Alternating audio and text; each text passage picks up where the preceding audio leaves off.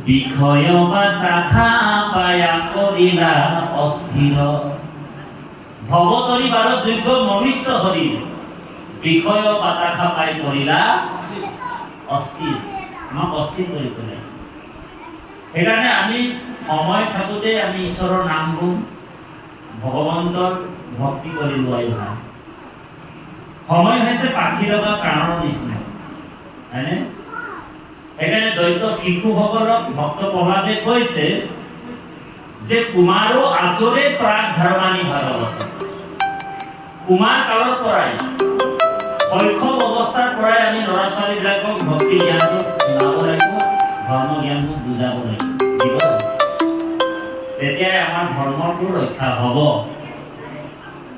গতিকে কৃপালু বাবাই সমস্ত আমি উদ্ধৱ সংবাদৰ কথাবিলাক ক'বলৈ লাগিব আপোনালোকক ভগৱান কৃষ্ণই উদ্ধৱক কৈছে যে হে উদ্ধৱ য়ে ৰাম মাধৱে বুলন্দ সখা শুনা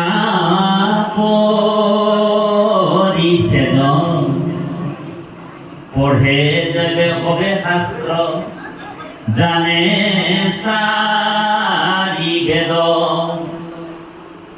তথাপি নোৱাৰে মোক ये करिते भक्ति नलबय नर देवे सन्तर संगति कर्णतक हंत कृष्ण कथा गुइप करी कृष्ण ये नाहि खे उपाय सखी साधु संग ये राम सुसंग ভগৱান কৃষ্ণ উদ্ধৱক কৈছে ৰহস্য ভক্তি এই অধ্যায়টোত ভগৱন্তে ৰহস্য ভক্তি কথা যে মোৰ ভক্তি কৰিবলৈ হ'লে তুমি সাধুৰ সংগলৈ যাব লাগিব কিছুমান মানুহে সাধু সংগলৈ যাবলৈ বেয়া পায় বোলে মোৰ টকা পইচা আছে ধন সম্পত্তি আছে অচৈধ্য বিভূতি আছে মই বোলে ঘৰতে বোলে টাইলছ লগা নামঘৰ এটা বনাই লওঁ ষোল্ল পোৱাৰ তালেযোৰ লৈ লওঁ আৰু ৰামকৃষ্ণ ৰামকৃষ্ণ বুলি ঘৰতে তালবিলাক ঠুকি থাকোঁ তেতিয়া কি ভক্তি হ'ব নেকি বোলে ভক্তি নহ'ব ভগৱান কৈছে যে সাধুৰ সময়লৈ যাবই লাগিব কৃষ্ণ কথা শুনিব লাগিব জন্ম কৰ্ম লীলা ৰহস্যবিলাক শুনিব লাগিব ভকতৰ মুখৰ পৰা এইটোকে ভগৱতী কৈছে বুজিলে বাৰু সেইকাৰণে খেদি কৰি যথা তথা আমি সাধুৰ সময় ল'ব লাগিব এই কথাটোকে উদ্ধৱক কৈছে ইয়াত এতিয়া উদ্ধৱে প্ৰশ্ন কৰিছে ওলোৱা নাই বাৰু আমি আগতীয়াকৈ কৈ দিছোঁ উদ্ধৱে প্ৰশ্ন কৰিব যে তোমাৰ ভকত সংগত বহি তোমাৰ কৃষ্ণ কথা শুনি তোমাৰ জন্ম লীলা ৰহস্য চৰিত্ৰবিলাক শুনি কোনবিলাক প্ৰাণীয়ে তোমাৰ পৰম ধাম বৈকুণ্ঠলৈ গ'ল তুমি তালিকাটো দিব লাগিব লিষ্টখন দিব লাগিব তেতিয়া ভগৱানে কৈছে হে উদ্ধৱ শুনা ই ৰাম সাধু সংগে অনেক পাইলে মোৰ গতি তেওঁ লেখা সখী তাৰ অশুনিও সম্প্ৰতি ই ৰাম যক্ষ ৰক্ষ বৃক্ষ পশু পক্ষী পাল পাল স্ত্ৰী ক্ষুদ্ৰ অন্ত জাতি অধম চাণ্ডাল তাতোপৰি অনেক অধিক পাপমতি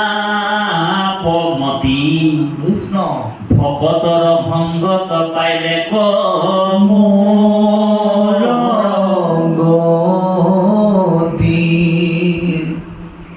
ভগৱান কৈছে যে ভকতৰ সংগ লৈ কিনি কোনে কোনে মোৰ পৰম ধামলৈ আহিছে বৈকুণ্ঠলৈ গৈছে শুনা ভগৱানে কৈছে যে ব্ৰজধামৰ গোপিনীসকল অনাক্ষৰিক আছিল হয়নে বেবিচাৰ আছিল অনাক্ষৰিক থাকোঁতেও আমাৰ নিচিনা অনাক্ষৰিক মানে আমাৰ নিচিনা বেদ শাস্ত্ৰৰ কথা গোপীসকলে নাজানে হনুমান বান্দৰ আছিলে হয়নে? হনুমান কোনটো কলেজত পঢ়িছিলে, ডিগ্ৰী লৈছিলে? আপোনালোক চিন্তা কৰক কথাটো। আপোনালোক নাভাবিব বোলে তাতি বাপ বোলে ভাগৱতৰ শাস্ত্ৰ গাই আছে, তেওঁৰ ভকতিটো বেছি হ'ব। আৰু কোনোবাই এজন অনাক্ষৰিক নামঘৰীয়া আছে, ইয়াত বোলে তেওঁৰ ভকতিটো কম আছে, নাভাবিব। বোলে তাতি বাপৰ গাত বোলে মিটাৰটো লগাই দিলো 100 উঠি গ'ল, আমাৰ নামঘৰীয়া বাপক বোলে মিটাৰটো লগাই দিলো 20 উঠি গ'ল, এনেকুৱা কোনো কথা নাই। ভক্তিটো নিজা বস্তু, ধ্যান দিবনি, বৰ গুৰুত্বপূৰ্ণ কথা। ভকতি আপুনি কৰিলে আপুনিহে তাৰ ফলটো পাব, আপোনাৰ আইগৰাকীয়ে নাপায়। এই কথাটোকে কৈ আছে ৰাম বিভীষণ কি আছিল বোলে? ৰাক্ষস আছিল হয়নে? আৰু হনুমান কোন আছিল বোলে? বান্দৰ আছিল। জটায়ু কি আছিল বোলে? পক্ষী আছিল। সেই সকলো কৃষ্ণ ভকতৰ সং লৈ কিনি গতি লাভ কৰিছে বুলি কৈছে। এই কথাটো এতিয়া ওলাব, অকণমান পাঠ ভাগি চলক, তাৰপিছতে আমি পাঠৰ মাজত সোমাই যাম। কৃষ্ণ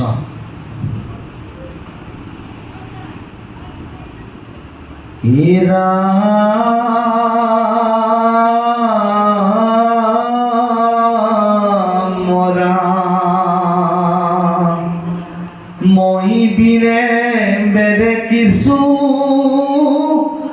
আলো লব খাৰে,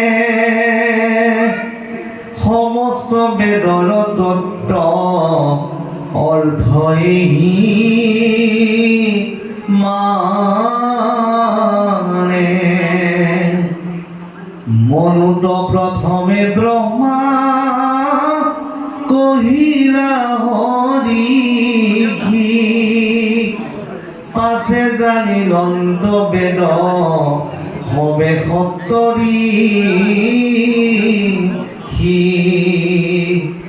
রাম তাত পাছে পাইলা পুরা পুরোহিত নাগ, অনন্তরে বেদ কম নুসে পাইলে রাঙ্গ।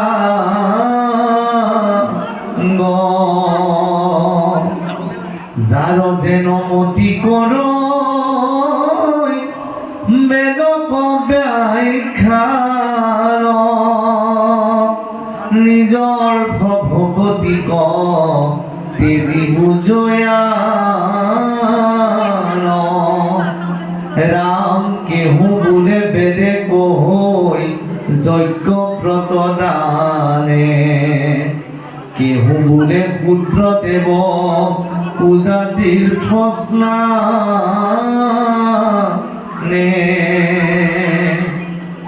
ও কেহু বোলে বেদে কই জ্ঞানতে গতি, গুণৰ ইচ্ছায়ে বুঝে যাৰ যেন মতি। কৃষ্ণ বেদ উদ্ধৱ মহন্তই ভগৱানক প্ৰশ্ন কৰিছে, প্ৰভু বেদত দেখোন কৈ আছে জ্ঞানেহে গতি, বেদত দেখোন কৈ আছে যে কৰ্মতেহে গতি, যাগ যজ্ঞ পূজা পাতল এইবিলাকতে গতি, আৰু তুমি যে কৈ আছা ভক্তিহে শ্ৰেষ্ঠ, এই কথাটো মই বুজি নাপালোঁ প্ৰভু। আমি এতিয়া সাধাৰণ মানুহবিলাক কোনটো ধৰিম? জ্ঞান মাৰ্গ ধৰিম, কৰ্ম মাৰ্গ ধৰিম, নে তোমাৰ কথা শুনিম ভকতি মাৰ্গ ধৰিম? তো ভগৱান কৈছে হে উদ্ধৱ যে কৰ্মটো মানুহে গতি পাব পাৰে, কৰ্মত গতি নাই বুলি নাই কোৱা, কিন্তু কৰ্ম মাৰ্গটো বেদে যদিও কৈ আছে কৰ্মৰ মাৰ্গত যদি তুমি যাবলৈ বিচাৰিছা, সেই পথটো কিন্তু দুৰ্গম পথ, দুষ্কৰ পথ, কঠিন পথ, জটিল পথ।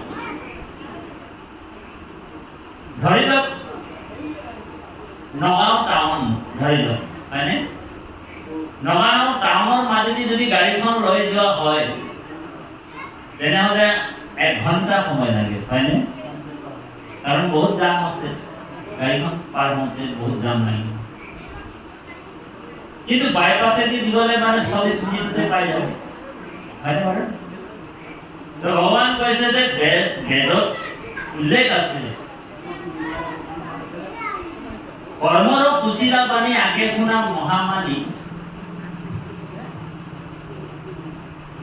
কৰ্মৰ কুশীলা বাণী আগে শুনা মহামানী যিটো নাম নধৰে আমাৰ জনম গোৱাইল মিছা নুশুনে কৃষ্ণৰ কথা আমাৰ কথা তাৰেহে কৰ্মত অধিকাৰ হৈছে যি মোৰ বেদৰ যিটো ৰহস্য যিজন নাজানে বেদৰ যিটো ৰহস্য ভক্তিৰ কথা নজনা মানুহবিলাকৰ কাৰণেহে কৰ্ম হয় যাৰ জৈৱ পূজা বুজিছেনে যিসকল বেদৰ ৰহস্যটো জানে বেদৰ বুকুত ধনটো বুকুত বৃত্তটো কি বাৰু বেদৰ বুকুত বৃত্ত নাৰায়ণৰ নাম না ঋতু রাজ অর্জু সামে या परिकीर्तिता अथर्वे नो मुनिउ वदन्ति नारा यानो বেদত কোন আছে কি আছে চাৰিখন বেদৰ পৰা চাৰিটা আখৰ মাত্ৰ অক্ষৰ মাত্ৰ ব্ৰহ্মাই তিনিবাৰ প্ৰমাণ কৰি বেদৰ পৰা বিচাৰি আনিছে ব্ৰহ্মাই প্ৰথমে বেদ পঢ়িবলৈ আৰম্ভ কৰিলে ব্ৰহ্মাই আৰম্ভণিৰ পৰা বেদ পঢ়িছে পঢ়ি একেবাৰে শেষত কি পালে হৰি নাম পালে বুজিছেনে শেষত কি পালে হৰি নাম পালে আৰু ব্ৰহ্মাই কৈছে যে মই আৰু এবাৰ বেদ পঢ়িব লাগিব কাৰণ কিবা মোৰ ভুল হৈছে নেকি বেদ যেতিয়া আৰু আৰম্ভ কৰিলে ব্ৰহ্মাই চাৰিখন মুখেৰে যেতিয়া প্ৰথমৰ পৰা আকৌ শেষ পালেহি একেবাৰে শেষত কি পালে হৰি নাম নামে শেষ তাৰপিছত তৃতীয়বাৰৰ কাৰণে মোৰ কিবা আৰু ভুল হৈ গ'ল নেকি বুলি ভাবি ব্ৰহ্মাই কি কৰিলে আৰু এবাৰ বেদ পঢ়িবলৈ আৰম্ভ কৰিলে চাৰিখন মুখেৰে ব্ৰহ্মাৰ নিচিনা বিজ্ঞানী নাই দেই ব্ৰহ্মা শ্ৰেষ্ঠ বিজ্ঞানী আমাৰ এখন মুখেৰে আমি আৰু এখন মূৰেৰে আমি চিন্তা কৰোঁ ব্ৰহ্মাই চাৰিখন মূৰেৰে চিন্তা কৰে ব্ৰহ্মা আকৌ এবাৰ বেদ পঢ়িবলৈ আৰম্ভ কৰিলে একেবাৰে শেষত কি পালে হৰি নাম পালে আৰু এই চাৰিটা শব্দ চাৰিটা অক্ষৰ মানে অবিনাশী এই অবিনাশী নাম পালে ভগৱান কি না ঋগ্বেদৰ পৰা ব্ৰহ্মাই কি কাঢ়ি আনিলে নাক আনিলে না ঋগু ৰাজ অৰ্জু যজুৰ্বেদৰ পৰা ব্ৰহ্মাই ৰাগ বুজিছেনে সামে ইয়া হাম বেদৰ পৰা কি আনিলে ব্ৰহ্মাই ইয়াতো আনিলে অথৰ্বে ন অথৰ্ব বেদৰ পৰা কি আনিলে ন সেইকাৰণে মহাপুৰুষ মাধৱদেৱে ভূটাত লিখিছে সকলোৱে যাওক ये सारी বেদৰ চাৰি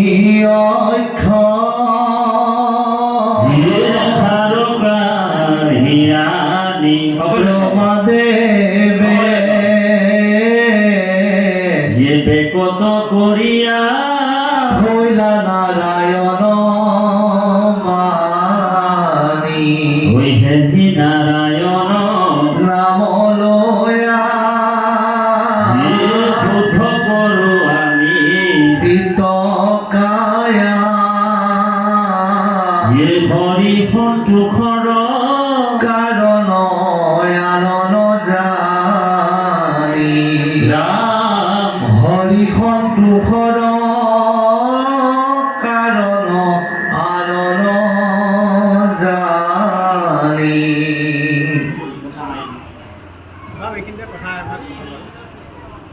কৃষ্ণ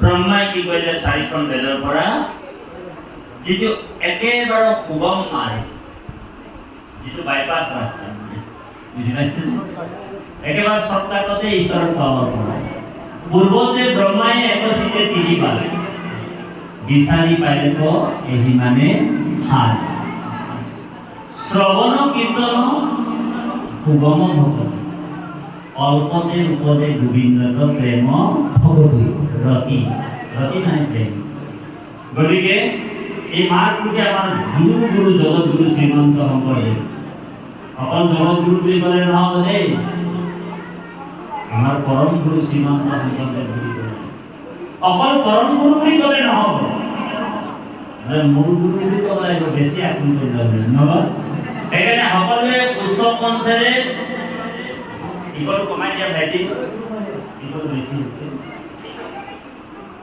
বাহিৰে ভিতৰে উচ্চ কণ্ঠেৰে সকলোৱে হৰিৰূপী ব্ৰহ্মাণ্ডটো লৰি যোৱাকৈ হৰি গুৰু নাম ল'ব ঊৰ্ধ্ব বাহু হৰিৰূপী ব্ৰহ্মাণ্ড লৰি যাব কৃষ্ণ নাম ল'বলৈ কেতিয়াও লাজ আৰু ভয় কৰিব নালাগে গুৰুৰ নাম ল'বলৈ কেতিয়াও লাজ আৰু ভয় কৰিব নালাগে সেইকাৰণে ভাগৱতত কৈছে ডাকি বুঢ়া ৰাম ৰাম হয়নে পদৰ একেকে কৈছে নে ডাকি বুঢ়া ৰাম ৰাম আমাৰ গুৰুজনাই ক'ব পাৰিলেহেঁতেন মনে মনে বুঢ়া ৰাম লিখিব পাৰিলেহেঁতেন ভাগৱত কিয় লিখা নাই বাৰু ইয়াৰ ৰহস্যটো জানিব তাৰমানে ৰাম নাম কৃষ্ণ নাম যেতিয়া আমি উচ্চ কণ্ঠেৰে লওঁ হৰিৰূপী ব্ৰহ্মাণ্ডটো লৰি যোৱা আৰু আমাৰ আত্মাটো ভাল পাই যায় ব্ৰহ্মাকে আদি কৰি যিমান জীৱ আছে মায়া সজাত আমি সকলোৱে শ্লিপিং হৈ আছো শুই আছো বুজেনে তুমিহে চৈতন্য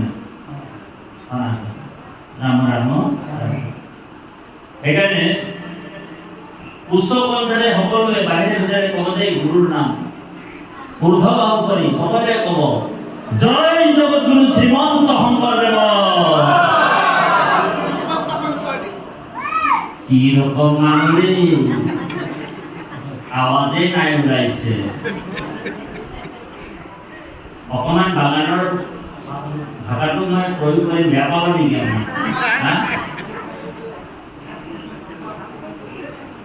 উচ্চ কণ্ঠেৰে ক'ব ঊৰ্ধ্ব বাহু কৰি গুৰু নাম ল'ব উচ্চ কণ্ঠেৰে ইয়াত ঘুমৰা বুলি দলটো লৰি যাব লাগিব বুজিছেনে এবাৰ আমি ধেমাজি জিলাত ভাগৱতৰ কথা ক'বলৈ গৈছিলোঁ বাখ্যা 1500 আই মাতৃয়ে ভাগৱতৰ অনুষ্ঠান পাতিছিল আই মাতৃ হওক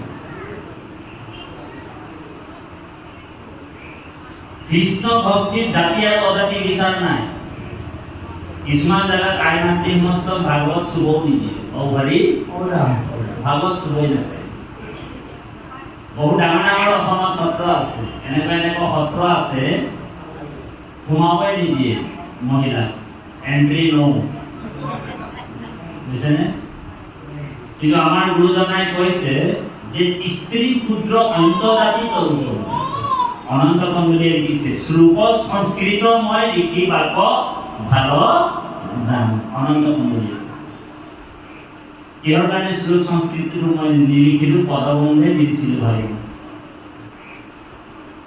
স্ত্ৰী ক্ষুদ্ৰ অন্তজাতি পঢ়ুক জানো ইয়াৰ তত্ত্ব লওক আৰু জীৱনতে সেইসকল মুক্ত হয় সেইকাৰণে মুকলি কৰিছে ভক্তি জাতি আৰু অজাতি বিচাৰ নাই বুলি কৈছে গীতাটো কৈছে কৃষ্ণ অৰ্জুনক হে মোৰ ভকতৰ কিয় জাত বিচাৰিলা চণ্ডালু পৰ্যন্ত ভজি পাইবা মুকুতি মোৰ ভকতৰ জাতি বিচাৰিবলৈ আহিছা তুমি জাতি মাত্ৰ দুটা ধ্যান দি শুনিব যি কৃষ্ণক ভজে তাক জাতি বুলি কৈছে আৰু যি কৃষ্ণক নভজে তাক অজাতি বুলি কৈছে হে ৰাম হৰি ভজয় যিটো দশম স্কন্ধ ভাগৱত হে তাকে বোলে জাতি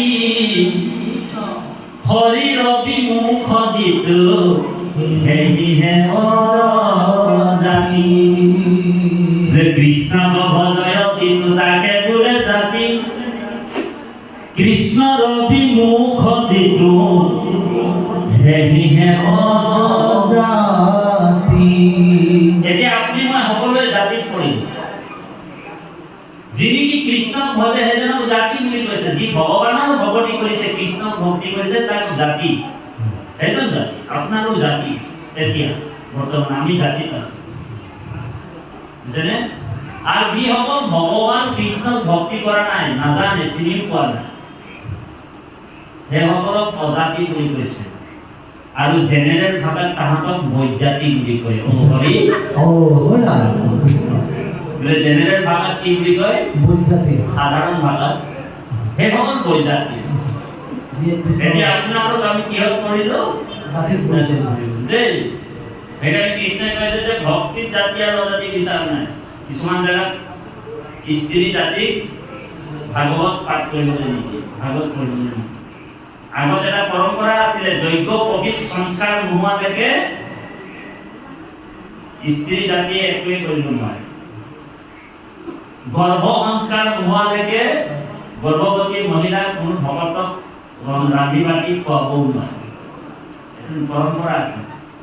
এইবিলাক পৰম্পৰা লাহে লাহে নোহোৱা হৈছে। কিছুমান ধৰি ৰাখিছে, ধৰি ৰাখক বাৰু।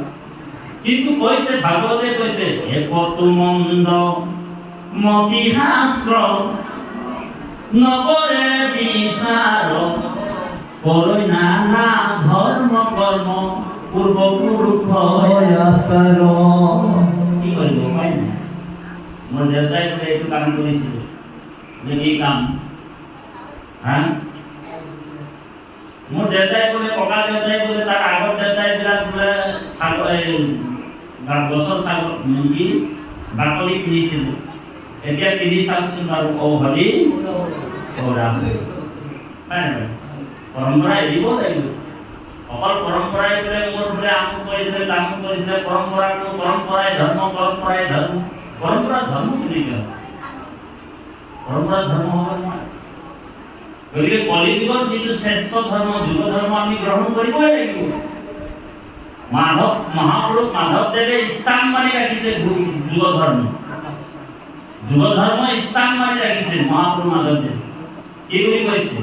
হয়তো যুগে ধ্যান, ত্রেতা যুগে যজ্ঞ, দ্বাপর যুগত পূজা, কলিত হরির কীর্তন বিনাই আওর নাহিকে দুজা। হয়তো যুগত ধ্যান। হয়তো যুগৰ আয়ু আছিলে 17,28,000 বছৰ আৰু সেই যুগৰ যুগ ধৰ্ম আছিল কি? ধ্যান। আজি যদি আমি ধ্যান কৰিবলৈ আৰম্ভ কৰি দিওঁ বোলে ৰামদেৱ বাবাৰ নিচিনা, অ হৰি পতঞ্জলি ৰামদেৱ বাবাৰ নিচিনা ধ্যান কৰি থাকিলে হ'ব নেকি? চলবে না। কাৰণ কলিযুগৰ আয়ুটো এনেই কম। মানুহবিলাকৰ বোলে 50 ইয়াৰ্ছ বোলে শুওঁতেই যায়। 100 ইয়াৰ্ছ আয়ু দিছে কলিযুগত। তাৰ ভিতৰত 50 ইয়াৰ্ছ বোলে আমাৰ মানে শুওঁতেই গৈছে, হয়নে? নিদ্ৰাতে পাৰ হৈছে। ভক্ত প্ৰহ্লাদে আমাক কৈয়ে দিছে কথাটো। আৰু 20 বছৰ বোলে খেলকুদ কৰোঁতেই পাৰ হৈ গুচি গ'ল। 20 বছৰ বোলে কামানি কৰোঁতেই গুচি গ'ল। মাত্ৰ 10 ইয়াৰ্ছ 20 বছৰ পাৰ হৈ গ'ল, অলপ বাচিছে। বেছি আয়ু নাই আৰু আপোনাৰ আছে নেকি? সূৰ্যৰ লগত আয়ু যেন নধৰে। সূৰ্যই এদিন বোলে ৰাতিপুৱা সূৰ্যটো উদয় হ'ল, 5টা বজাত সন্ধিয়াত মাৰ গ'ল, তাৰমানে এদিন আমাৰ হাতৰ পৰা ওলাই গুচি গ'ল।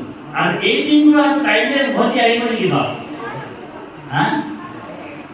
আমাৰ আয়ু এদিন কাট খাই গুচি গ'ল। আমাৰ জীৱনৰ পৰা এদিন আয়ু আমাৰ কাট খাই গুচি গ'ল। এই দিনটো আৰু কাইলৈ উভতি নাহে।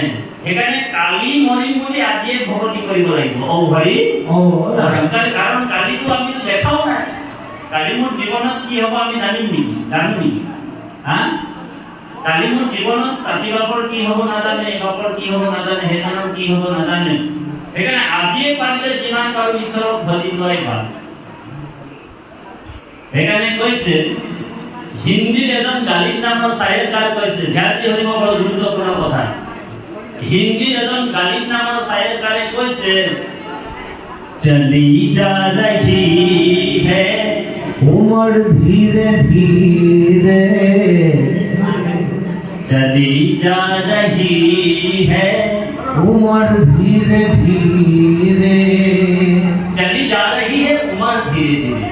उमर माने बयस, माने चली जा रही है उमर धीरे धीरे। আমার বয়স তো পার হয়ে গৈছে না, এটা হিন্দিত কৈ আছো, আপোনালোক বুজি পাইছে নে?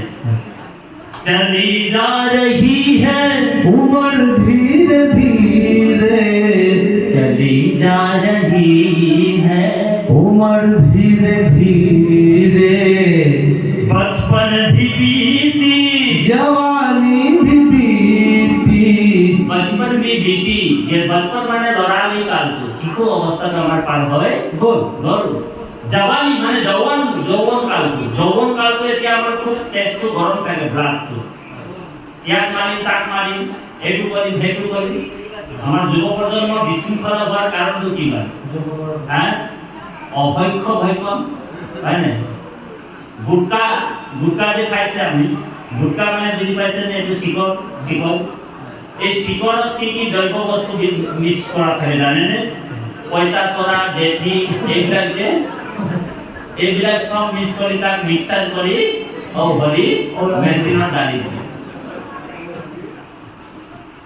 এই যে গুটকা শিকল এইটো কি বুলি কয় এইটো আপোনাৰ নহয় বাৰু এইটো কিবা এটা নামো আছে নহয় সিগনেচাৰ আপোনাৰ এইবিলাক কি আছে তাৰ ভিতৰত জানেনে পঁইতাচোৰা জেঠি এনেকুৱা মলমূত্ৰ কিবা কিবি দি কিনি বনাইছে তাৰমানে আসক্তিটোৰ কাৰণে বনাইছে তাৰ হেবিট হৈ যাব আৰু অকণমান ড্ৰাগছ মিলাই দিছে নহ'লে মানে সেইকাৰণে এৰিব নোৱাৰে এবাৰ যেতিয়া 2-3 বাৰ খাই ল'ব আপুনি এৰিব নোৱাৰে যুৱ প্ৰজন্ম সেইকাৰণে আমাৰ য'তেই যাব চাব স্কুলবিলাকৰ সৰু ল'ৰাবিলাকো খাবলৈ আৰম্ভ কৰিব হয়নে সেইকাৰণে গালিব নামৰ চাইলকাৰে কৈছে बचपन भी बीती जवानी भी बीती बुढ़ापे को हो रही है असर धीरे धीरे बुढ़ापे को हो रहे हैं असर धीरे धीरे সেইকাৰণে অভক্ষ ভক্ষণ কৰি আমাৰ শৰীৰটো এতিয়া লাহে লাহে নাইকিয়া হৈছে আগৰ যিটো বল শক্তি এতিয়া আমাৰ নাই শুদ্ধ আহাৰো নাই সব ভেজাল সব জায়গা খাদ্যটো কলি ঘুমাই গ'ল মোদী চৰকাৰে চাউল দিছে তাত আপুনি বস্তাটো খুলিব 5 কেজি হিলগুটি মিক্স কৰা আছে কলি ঘুমাই দিছে ভৰি কলি খাদ্য খাই আছে হয় না ভাই তো ক'ত বোলে আমাৰ দেহা ঠিক থাকিব আমাৰ জিতেন বাপৰ সব চুলি পকি গ'ল বোলে মাত্ৰ এতিয়া 42 বৰছ বয়সতে চুলি পকি গৈছে এইটো কলিৰ অৱস্থা হ'ব এতিয়াতো কলি কিমান দিন কিমান বয়স জানেনে 5200 বছৰ মাত্ৰ কলি এতিয়া একেবাৰে কেঁচুৱা পানী কেঁচুৱা বুলি কৈ যে সেইটো অৱস্থা হৈ আছে কলিকাল আৰু অলপ দিনৰ পিছত কি হ'ব কোনো ঠিক নাই আমিতো চাব নাপাম গতিকে কোনোবা আমি কথাটো কৈ যাব লাগিব যে মোৰ বন্ধুসকল কলিযুগ তোমালোকৰ কাৰণে আহি আছে বৰ বেয়া দিন কলিযুগটো এনেকুৱা যুগ সেইকাৰণে মহাপুৰুষ মাধৱদেৱে কৈছে যে পৰম দুৰ্জন কলি পাপৰ সাগৰ পাপ নগৰ অন্তায়াত নাহি একো জন্ম পাপ নষ্ট নহলে কৃষ্ণ তো নজায় মতি কিমতে কৰিবে এইটো কলিত দুৰ্গতি গতিকে কলিযুগ হয় সেইকাৰণে উদ্ধৱক কৈছে যে তুমি মোৰ ৰহস্য ভক্তিৰ কথাটো তোমাক কৈ গ'লো শ্ৰৱণ কীৰ্তনটোৱে হৈছে ৰহস্য ভক্তি আজি যিটো আপুনি মই কৰি আছো শ্ৰৱণ কীৰ্তন এইটো ৰহস্য ভক্তি আৰু এইটোকে উত্তম ভক্তি বুলিও গীতাত কৈছে অৰ্জুনক কৈছে হে অৰ্জুন মোৰ জন্ম গৰ্ভ মোহৰে হে গুণ নাম শ্ৰৱণ কীৰ্তন কৰিবে কয়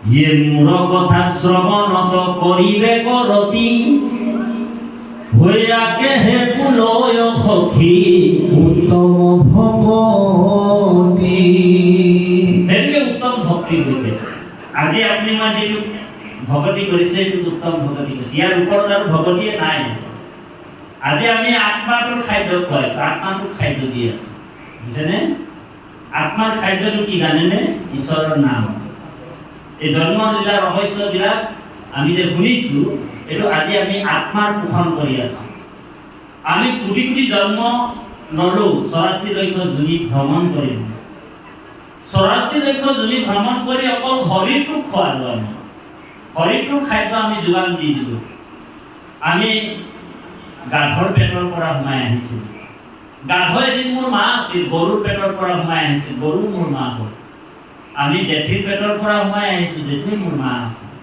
হয়নে আমি